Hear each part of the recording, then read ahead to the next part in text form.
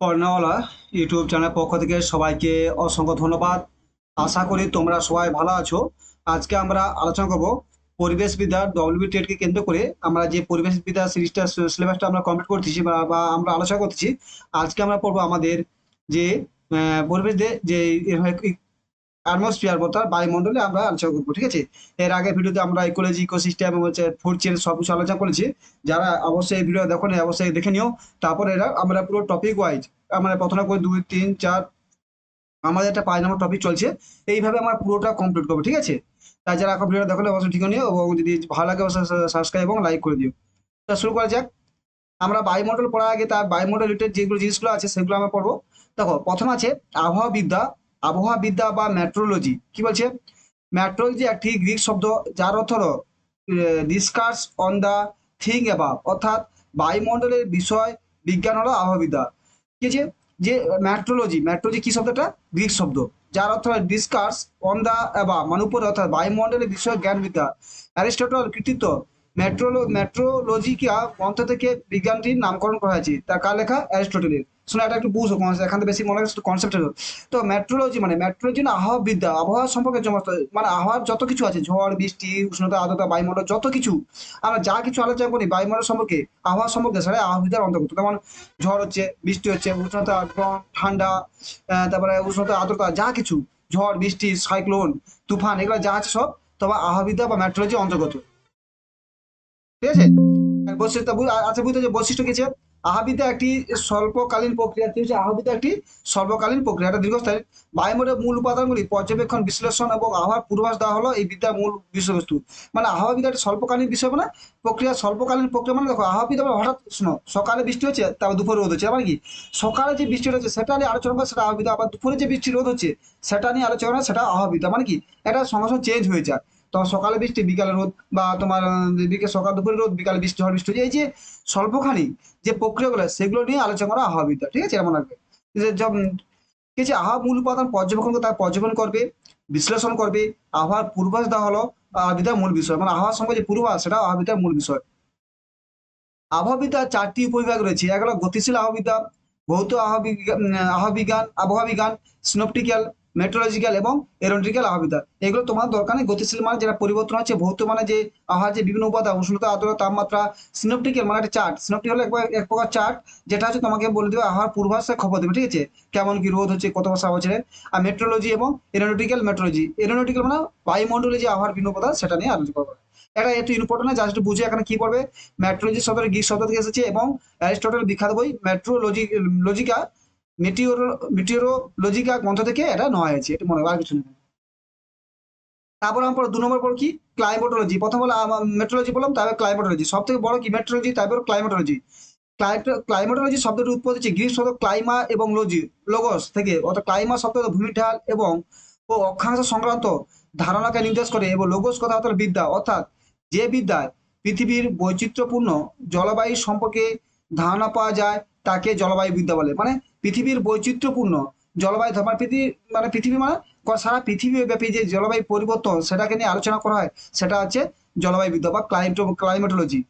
তা কি হচ্ছে? তা ক্লাইমো কথা অর্থ লোগোস, গ্রিক শব্দ ক্লাইমো এবং লোগোস থেকে এসেছে। ক্লাইমো কথা অর্থ ভূমির ঢাল অর্থ অক্ষাংশ সংক্রান্ত ধারণা, এবং লোগোস কথা হলো বিদ্যা। মানে আমাদের পৃথিবীতে যে অক্ষাংশ অনুযায়ী জলবায়ু যে পরিবর্তন হচ্ছে সেগুলো নিয়ে আলোচনা করে তোমার জলবায়ু বিদ্যা। তাকে কি বলছে? বৈশিষ্ট্য কি আছে?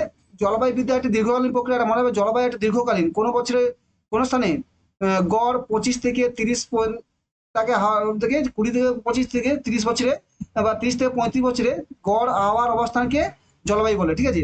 এটা মনে রাখবে। পরে আমরা স্লাইডে পড়বো বায়ুমণ্ডল কাকে বলে। শোনো জলবায়ুটা ক্লাইমেটোলজি কি হলো? কোনো স্থানে দীর্ঘদিন একটা দীর্ঘস্থায়ী প্রক্রিয়া। আবহাওয়াটা কি হলো? তোমার আবহাওয়াবিদ হচ্ছে স্বল্পকালীন। আবহাওয়া কাকে বলে? শোনো আবহাওয়া হচ্ছে তোমাদের আবহাওয়াবিদ্যা থেকে, আবহাওয়া তুমি যেটা বলছিলাম যে স্বল্পকালীন।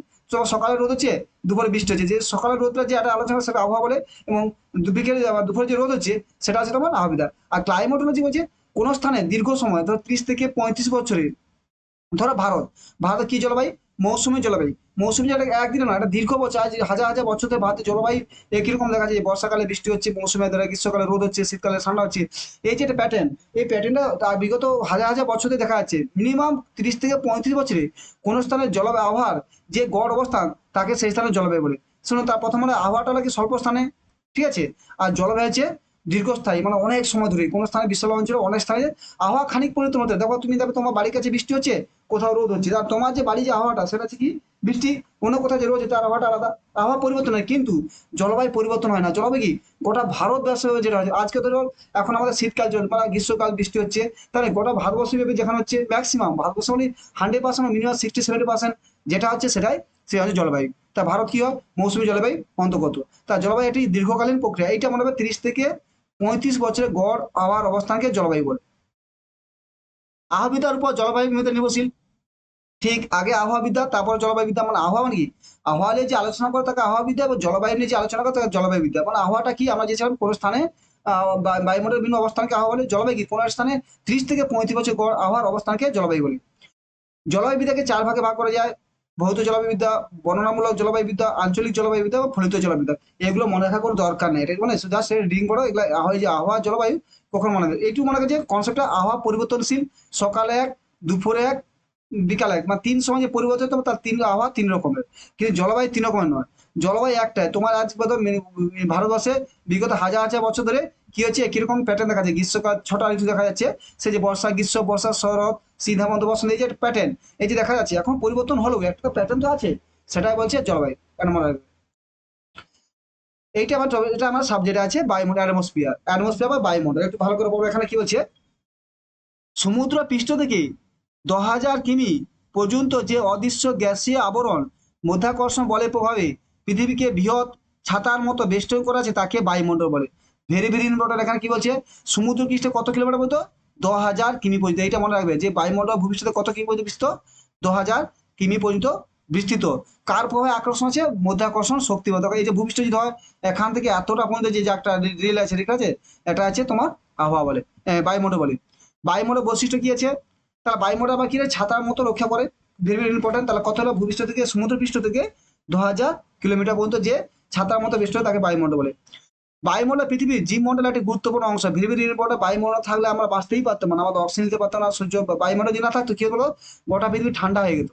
ঠিক আছে, কেন বলতো, সূর্য থেকে যে তাপ আসতো, সূর্য থেকে যে তাপ আসতো, সূর্য থেকে যে আলো আসতো, এই যে বায়ুমণ্ডল না থাকতো, আমাদের পৃথিবী দিনে বা গরম, রাতে বা এবার বরফ পড়ে যেত। যেটা আসতো সেটা বেঁকে পালিয়ে যেত। বায়ুমণ্ডল থাকার জন্য কি হয়, সেই তাপটা কিছুটা শোষণ করে পৃথিবীর চারধারে ঘিরে রাখে। আর এই চারধারে ঘিরে রাখার ফলে পৃথিবীর তাপমাত্রা ব্যালেন্স আছে। বায়ুমণ্ডল না থাকলে পুরো পৃথিবী তোমার এবার ঠান্ডা বরফের মতো হয়ে যেত, প্লুটোর মতো হয়ে যেত, প্লুটো, ইউরেনাস, নেপচুনের মতো হয়ে যেত।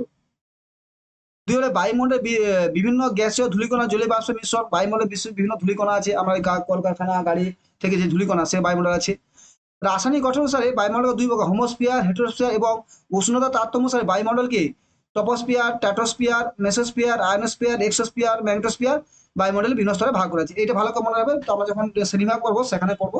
তাহলে কি হচ্ছে, বায়ুমণ্ডল ধূলিকণা, জলীয়বাষ্প আছে। বায়ুমণ্ডলকে 2টি ভাগে ভাগ করেছে মেনলি রাসায়নিক গঠন অনুসারে, 2 ভাগে। রাসায়নিক গঠন অনুসারে হোমোস্ফিয়ার এবং হেটেরোস্ফিয়ার।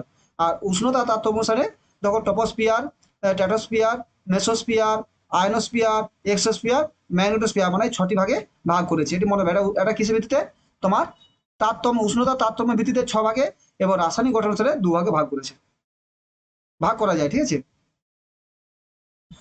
তা বায়ুমণ্ডল উপাদান, বায়ুমণ্ডল কি, বায়ুমণ্ডল 3 প্রকার উপাদান। শোনো, এইগুলো খুব ইম্পর্টেন্ট। এখানে এখানে বললাম কি, যে এখানে কত কিলোমিটার আছে, খুব ইম্পর্টেন্ট। আর এখানে মনে রাখবে যে কত হেমোস্ফিয়ার, হেটেরোস্ফিয়ার। আর যে বায়ুমণ্ডলের স্তরগুলো ধাপে ধাপে, আগে টপোস্ফিয়ার থাকবে, এরকম স্তরটা এরকম যেতে শুরু হবে। ঠিক আছে, বায়ুমণ্ডলের স্তর যদি ধরি, আগে troposphere, stratosphere, mesosphere, thermosphere, exosphere. এই যে বা আয়নোস্ফিয়ার, থার্মোস্ফিয়ার, ম্যাগনেটোস্ফিয়ার। এই যে এখানে প্রথম টপোস্ফিয়ার, তারপর স্ট্র্যাটোস্ফিয়ার, মেসোস্ফিয়ার, তারপরে এক্সোস্ফিয়ার, তারপরে ম্যাগনেটোস্ফিয়ার, আয়নোস্ফিয়ার, এক্সোস্ফিয়ার, ম্যাগনেটোস্ফিয়ার। এই যে ধাপগুলো ভূপৃষ্ঠ থেকে পুরো মনে রাখবে। এগুলো আমরা যখন স্তরটা আলোচনা করবো সেখানে ডিটেলসে আলোচনা করবো। ঠিক আছে, বায়ুমণ্ডলের উপাদান, বায়ুমণ্ডলের 3 প্রকার উপাদানের সমন্বয়ে গঠিত। প্রথম আছে গ্যাসীয় উপাদান। গ্যাসীয় উপাদান আমাদের কি কি আছে দেখো, তারপরে আমরা পড়বো জলীয় বাষ্প উপাদান, তারপরে ধূলিকণা উপাদান। 3টি উপাদান আছে, তার মধ্যে মেন হচ্ছে তোমার গ্যাসীয় উপাদান। বায়ুমণ্ডলে গ্যাসীয় উপাদান সমন্বয়ে গঠিত বিভিন্ন গ্যাসীয় উপাদান, একটা প্রচুর দিন পরে পরীক্ষা চলে আসবে, মনে রাখো। নাইট্রোজেন সব কত পার্সেন্ট আছে, কি কি উপাদান আছে? Nitrogen, oxygen, argon, carbon die oxide, অন্যান্য গ্যাস। এখানে বেশি মনে রাখবে নাইট্রোজেন, অক্সিজেন, কার্বন, আর্গন, এই যে চারটে মনে প্রচুর ভালো করে মনে রাখবে। নাইট্রোজেন কত? 78.08%। দেখছো গোটা বায়ুমণ্ডল হয় তার বেশি হয়ে গেছে তোমার নাইট্রোজেন নিয়ে আছে। তার অক্সিজেন কত? O2 20.44%। দেখো 20.21%, 21% হয়, কিন্তু অরিজিনাল হবে তা 20.9446%। এটা ভেরি ভেরি ইম্পর্টেন্ট, কারণ পরীক্ষায় পড়ে যাবে। আর্গন কত? আর্গন 0.034%। ঠিক আছে, একটু মনে রাখা গেলে ভালো করে। তাহলে নাইট্রোজেন কত? 18.084%। অক্সিজেন কত? 20.9421%, 9.46%। আর্গন কত? 0.93%। এবং কার্বন ডাইঅক্সাইড 0.03%, 7%। টোটাল এই গ্যাস কার্বন ডাইঅক্সাইড, এটা মনে 0.03%। অন্যান্য গ্যাস বাকিগুলো আছে। এইটি মেন মেন প্রথমে চারটা মনে রাখবে, ঠিক আছে? তাহলে সিরিজ বায়ুমণ্ডলের সবথেকে কোন গ্যাসে পড়ে বেশি? Nitrogen, oxygen, carbon dioxide, nitrogen, oxygen, argon, carbon dioxide. ভালো করে মনে রাখো, এগুলো একটু ভালো পড়ে রাখবে যে এগুলো আসবে। তাছাড়া যে সব গ্যাস আছে, যেমন নিয়ন আছে, হিলিয়াম আছে, ওজোন আছে, হাইড্রোজেন আছে, ক্রিপ্টন আছে, জেনন আছে, মিথেন আছে এবং জলীয় বাষ্প আছে। এগুলো মনে রাখবে যে এটা তোরা ইম্পর্টেন্ট নয়, কিন্তু মনে রাখবে বিশেষ করে এই চারটা: নাইট্রোজেন, অক্সিজেন, আর্গন এবং কার্বন ডাই অক্সাইড। তারপর আছে তোমার জলীয় বাষ্প। বায়ুতে জলীয় বাষ্পের পরিমাণ শূন্য থেকে 4% পর্যন্ত পারে। জলভাগ ও বনাঞ্চলে জলীয় বাষ্পের পরিমাণ বেশি, অপরদিকে মরুভূমিতে জলীয় বাষ্পের পরিমাণ। বায়ুমণ্ডলে বাকি থাকে গ্যাসের পরিমাণ আছে, তারপরে জলীয় বাষ্প। স্থলভাগ যেখানে আছে, যেখানে জলভাগ আছে, সেখানে জলীয় বাষ্পের পরিমাণ বেশি। জলভাগ এবং তার সঙ্গে বনভূমিতে জলীয় বাষ্পের পরিমাণ বেশি থাকে। কেন? উদ্ভিদ তার সালোকসংশ্লেষ প্রক্রিয়া মাটি থেকে জল নিয়ে বায়ুমণ্ডলে মিশায়, তার মানে কি সেখানে জলীয় বাষ্প বেশি থাকে। আর অপরদিকে মরুভূমি অঞ্চলে জলীয় বাষ্প কম থাকে। ধূলিকণা, আগ্নেয়গিরির অগ্ন্যুৎপাত, সমুদ্র তীরের লবণকণা ও শিল্প কারখানা থেকে নির্গত কণা বায়ুমণ্ডলে ধূলিকণার প্রধান উৎস। বায়ুমণ্ডলে বিভিন্ন ধূলিকণা কোথা থেকে আসে বললাম? তাহলে আগ্নেয়গিরির অগ্ন্যুৎপাত থেকে, সমুদ্র সমুদ্র তীরে লবণকণা, শিল্প কলকারখানা থেকে নির্গত ধোঁয়া এবং বায়ুমণ্ডলের ধূলিকণা প্রধান উৎস। এটা ভালো করে মনে রাখবে। তাহলে এখানে প্রথম কি মনে রাখলে? বায়ুমণ্ডল উপাদান কি এবং বায়ুমণ্ডলের তার মধ্যে জলীয় বাষ্প, ধূলিকণা। তারপর আমরা পড়বো বায়ুমণ্ডলে, বায়ুমণ্ডল পরিবেশে কিভাবে প্রভাবিত করে। বায়ুমণ্ডল আমরা জানি বায়ুমণ্ডল না থাকলে আমরা বাঁচবো না। তা বায়ুমণ্ডল কিভাবে আমাদের প্রভাব বিস্তার করে? এক, বায়ুমণ্ডল ছাড়া পানির অস্তিত্ব সম্ভব নয়। যেটা বলছিলাম, বায়ুমণ্ডল না হলে আমরা পান কোথা থেকে? যদি বায়ুমণ্ডল না থাকে তাহলে যে আমরা শ্বাস খাওয়ার যে অক্সিজেন নিচ্ছি তাহলে কোথা থেকে পাবো? তাহলে আমরা মরেই যাবো আমরা, ঠিক আছে? দুই বলছে বায়ুমণ্ডল হলো, বায়ুমণ্ডল জল, বাতাস ইত্যাদি পূর্ণভ্রমণ শক্তি, রিনিউয়েবল এনার্জি যোগান দেয়। বায়ুমণ্ডল কি করে? জল, বাতাস ইত্যাদি পুনর্ভর শক্তি যোগান দেয়। বায়ুমণ্ডল আছে বলেই আজকে আজকে দেখো বাতাস বইছে, সমুদ্রের জোয়ার হচ্ছে, সমুদ্রের ঢেউ হচ্ছে, ইত্যাদি হচ্ছে। যে যে কারণগুলো হচ্ছে তার ফলে বায়ু থাকার জন্য কারণেই হচ্ছে, ঠিক আছে? তারপরে কি আমরা পুনর্ভর শক্তি মানে কি? যেমন বায়ুকল, জলবিদ্যুৎ, বায়ু বিদ্যুৎ, সৌর বিদ্যুৎ, এগুলো কার কাজ? এগুলো বায়ুমণ্ডল আছে না, পাচ্ছি, নাহলে পেতাম না আমরা। তিন হচ্ছে বায়ুমণ্ডল পানি জগৎকে, বায়ুমণ্ডল পানি জগৎকে অক্সিজেন ও উদ্ভিদ জগৎকে কার্বন ডাই অক্সাইড দেয়। আমার বায়ুমণ্ডল পানি জগৎকে অক্সিজেন মানে কি? যে আমরা উদ্ভিদ যে অক্সিজেন দেয় সেটা বায়ুমণ্ডল সঞ্চিত হয়, সেখান থেকে কার্বন ডাই অক্সাইড দেয়। আমার বায়ুমণ্ডল না থাকলে আমরা উদ্ভিদ ও প্রাণী কোনো কিছুই বাঁচত না বায়ুমণ্ডল না থাকলে। চার বছর বায়ুমণ্ডলে অবলোহিত রশ্মি, বায়ুমণ্ডল অবলোহিত রশ্মি মানে ইনফ্রারেড রে এবং অতিবেগুনি রশ্মি আল্ট্রাভায়োলেট রে ক্ষতিকর প্রভাব থেকে জীবজগৎ রক্ষা করে। হ্যাঁ, ভেরি ভেরি ইম্পর্টেন্ট। কেন? আমরা জানি যে সূর্য থেকে আমার পৃথিবী, তো এটা আমার পৃথিবী, সূর্য থেকে যে অতিবেগুনি রশ্মিগুলো আসে যেগুলো সরাসরি পৃথিবীতে এলে ক্ষতি হয়, কিন্তু তার আগে তো একটা বায়ুমণ্ডলের স্তর থাকার জন্য, এইভাবে একটা স্তর থেকে যে ধূলিকণা থাকার জন্য এগুলো একটা বায়ুমণ্ডলে ব্যাকে এরকম ব্যাকে চলে যায়, সব ব্যাকে মহাশূন্যে ফিরে যায়। তারপর আমার যে ওজোন স্তর আছে সেও একটা কাজ করে। এইভাবে বলছে বায়ুমণ্ডল যদি না থাকতো তাহলে ওই অতিবেগুনি রশ্মিগুলো আমাদের শরীরে পৃথিবীতে আসতো এবং আমাদের শরীরে বিভিন্ন ভয়ানক ভয়ানক রোগ হতো, যা পানি জগতে বসবাস করে খুব ক্ষতিকর হতো। পাঁচে বলছে বায়ুমণ্ডল পানি জগতে শারীরবৃত্তীয় মানে সাইকোলজিক্যাল প্রয়োজন মেটায়। শারীরবৃত্তীয় মানে আমরা যা খাই, আমার হজম হয়, সেগুলো কি? যা উদ্ভিদ কোথা থেকে তার অক্সিজেন নিচ্ছে, আমাদের শ্বাস, আমাদের হজমটা হচ্ছে কি? আমরা শ্বাস কার্য নিচ্ছি, আমরা অক্সিজেন নিচ্ছি, কার্বন ডাই ছাড়ছি, বা উদ্ভিদও সেরকম কার্বন ডাই অক্সাইড নিচ্ছে, অক্সিজেন ছাড়ছে। এই যে শ্বাস কার্য চলার জন্য যে শারীরবৃত্তীয় প্রক্রিয়া হচ্ছে সেটার জন্য বায়ুমণ্ডল প্রয়োজন। বায়ুমণ্ডল উপস্থিতি ছাড়া জল চক্র সম্ভব নয়। আমরা যে হাইড্রোজেন সাইকেল, বায়ুমণ্ডল না থাকলে হবে না। কেন? সূর্য থেকে যে আলো আসে সেটা নদী নালা খাল বিলে জল যে বাষ্পের উপরে যাবে, সেখানে মেঘ হবে, সেখানে বৃষ্টি হবে, আবার সমুদ্রে পড়বে। এই যে চক্র, জল চক্র, এটা বায়ুমণ্ডল না থাকলে সম্ভব হতো না। বায়ুমণ্ডল পৃথিবীর তাপমাত্রা ভারসাম্য রক্ষা করে। আমি বললাম যে বায়ুমণ্ডল না থাকলে আমাদের পৃথিবী পুরো বরফের মতো পরিণত হয়। কারণ যে সূর্য থেকে যে তাপটা আসে, সে অনেকটা বায়ুমণ্ডল শোষণ করে রেখে দেয়, তাহলে পৃথিবীর তাপমাত্রা বজায় থাকে। অক্সিজেন গ্যাস শ্বাসকার্যে সাহায্য করে এবং পানি দিয়ে শক্তি উৎপন্ন করে, মানে অক্সিজেন গ্যাস শ্বাসকার্যে আমার বায়ুমণ্ডল থেকে যে অক্সিজেন পাই সেটা শ্বাসকার্যে সাহায্য করে এবং পানি দিয়ে শক্তি উত্তাপ দেয়, যোগায় দেয়। অক্সিজেন দহনে সহায়তা করে এবং কার্বন ডাই অক্সাইড তাপ শোষণ করে। মানে কি হয় যে বায়ুমণ্ডল থেকে যে অক্সিজেন পাই তা আমাদের দহনে কাজে লাগালে এবং কার্বন ডাই অক্সাইড তাপ শোষণে কাজে, দেখো কোথাও যদি আগুন লেগে যায়, দেখো সেখানে যে সিলিন্ডার দেয় সেটা কি হয়, কার্বন ডাই অক্সাইড দেয়, তাদের আগুনটা নিভে যায়। আবার দেখো কোথায় যে আগুন লাগানো হয়, আমার যে করি ঝাল দেয় মেশিন দেয়, কি থাকে, এর তোমার অক্সিজেন থাকে, অক্সিজেন আগুনে জ্বলে যায়, ঠিক আছে, যাতে অক্সিজেন দেয়, হ্যাঁ, এটা মনে রাখবে। তাহলে বায়ুমণ্ডলে আমার পরিবেশে কি প্রভাব বুঝতে পারলাম, এটা ইম্পর্টেন্ট, এগুলো পড়বে না পরীক্ষায় যে বায়ুমণ্ডল কেন হচ্ছে কি হচ্ছে, এগুলো আসবে না তোমার এখানে। মেরি ভেরি ভেরি ইম্পর্টেন্ট হচ্ছে তোমার বায়ুমণ্ডল উপাদান। দেখি আর কি আছে পড়ে নেই, না তার শেষ হলো এইটুকু। তাহলে আমাদের তাহলে কি বললাম আজকে আমরা, আমরা প্রথম বললাম যে সিলেবাসটা জানলাম, আমরা পড়ছি অ্যাটমসফিয়ার, তারপর ল্যান্ড ওয়াটার পর করবো। অ্যাটমসফিয়ার বললাম, প্রথমে আমরা মেট্রোলজি, মেট্রোলজি শব্দটি গ্রিক শব্দ মেট্রো থেকে আছে, তার বিখ্যাত গ্রন্থের নাম কি, মিট্রোলজিকা, কার লেখা, অস্ট্রেলিয়া, এটা পড়বে ভালো করে। এটা মনে হবে যে মেট্রোলজি হলো তোমার আহবিদ হলো স্বল্পকালীন, সকালে বৃষ্টি, বিকালে রোদ, দুপুরে যে আবার মেঘলা করছে, তার মানে এই যে পরিবর্তন, স্বল্পকালীন আবহাওয়া হলো স্বল্পকালীন, ঠিক আছে। আর জলবায়ু হলো তোমার দীর্ঘকালীন, কোন স্থানে 30 থেকে 35 বছরের আবহাওয়া গর্ভাবস্থান জলবায়ু বলে, সেটা বললাম। তারপর বললাম আমরা কি আবহাওয়া অ্যাটমসফিয়ার, এখন কি বললাম ভূপৃষ্ঠকে, অ্যাটমসফিয়ার উচ্চতা কত, 1000 কিলোমিটার, ভেরি ভেরি ইম্পর্টেন্ট। তারপরে এখানে পড়লাম রাসায়নিক গঠন, হোমোস্ফিয়ার, হেটেরোস্ফিয়ার, এটা পড়বে। তারপর উষ্ণতা তারতম্যের অনুসারে troposphere, ট্যাটোস্ফিয়ার, mesosphere, ionosphere, exosphere, magnetosphere, বায়ুমণ্ডলের বিভিন্ন স্তরে ভাগ আছে। তার মানে রাসায়নিক গঠন অনুসারে দুভাগে এবং তাপতত্ত্ব 6 ভাগে ভাগ করেছে।